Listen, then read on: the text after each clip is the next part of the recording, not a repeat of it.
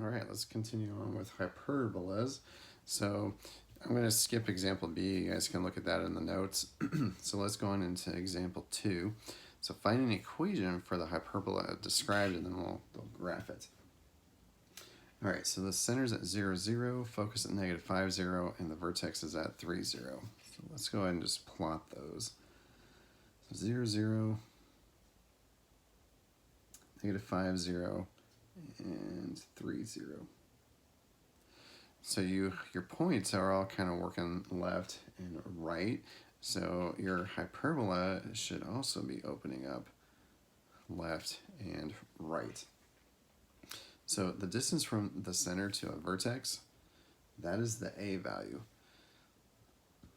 So here's your center, here's your vertex, so that means A is 3. And the distance from the center to the focus, so from here to here, that's C. So C is 5. So if you just follow Pythagorean theorem,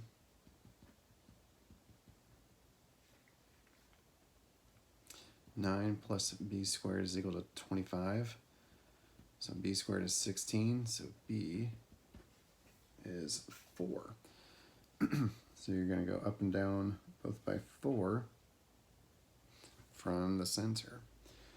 So you can get your equation.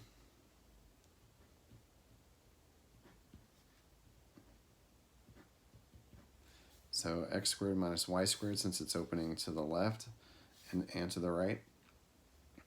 Take the a, you're going to square it, put it underneath the x's. Take the b, square it, stick underneath the y. So there is your equation. Oops, yeah. And now you can graph it.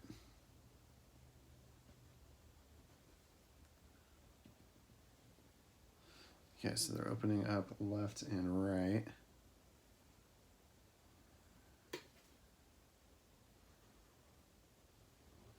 Okay, and there you go. So let's look at part B. This one's a little bit different. So you have vertices that are going up and down both by 6. So if the vertices are going up and down, so is the hyperbola. It's going up and down. So that means the y equation is going to have the positive and the x is going to be the negative.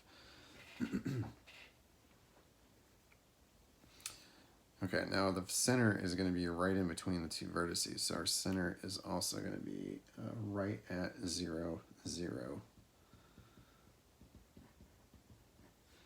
And the b value is going to turn out to equal 6.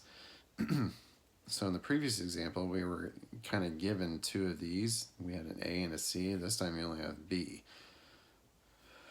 Well, we got to use the other information that they gave you to figure out, if it's going to be another A or if they gave you a C value in there too. So they gave you the asymptote. And if you notice, they gave you kind of like the full line, including the slope. So the slope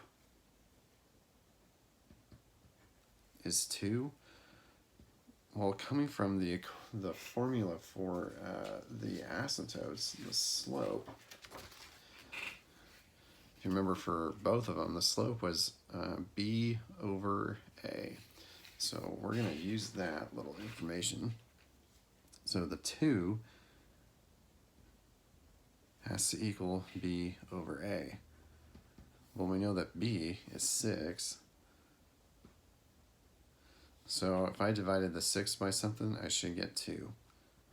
Well, that means the a would have to equal 3.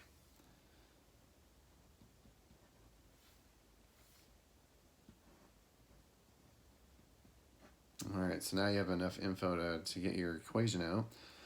So it's going up and down, center at 0, 0, so that makes it a y squared minus the x squared, and then just fill in the denominators. So take the b, square it, take the a, square it. So since a is 3, we're going to go left and right by 3.